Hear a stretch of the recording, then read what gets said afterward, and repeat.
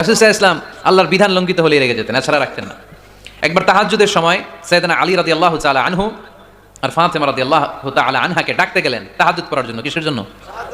যে ডাকলেন, দরজায় কড়া নাড়লেন, আলী ওঠো, ফাতিমা ওঠো। কিন্তু সাইয়েদনা আলী রাদিয়াল্লাহু তাআলা আনহু বললেন কি জন্য উঠবো? আল্লাহ রাসূল সাল্লাল্লাহু আলাইহি ওয়াসাল্লাম বললেন তাহাজ্জুদের জন্য। আলী রাদিয়াল্লাহু তাআলা আনহু একটু কৌশল করে বললেন, আমাদের রুহু তো আল্লাহর হাতে। রুহু কার হাতে? আল্লাহ যখন রুহু ফিরাই দিবে তখন ঠিকই উঠবো, পড়বো তাহাজ্জুদের নামাজ, পড়বো, রুহুটা ফিরে আসুক, পড়বো। একটু কৌশল করলেন।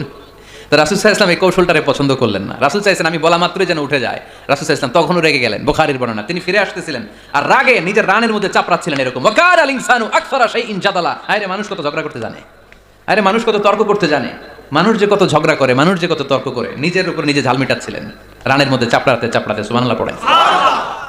আক্রমণ করলে রাখতেন না, ওটার নারী ভুড়ি চাপিয়ে দিলে রাখতেন না, কিন্তু ধর্মীয় বিধান লঙ্ঘিত হলে বিশ্বনবী রেগে যেতেন। চিল্লা এখন সুবহানাল্লাহ।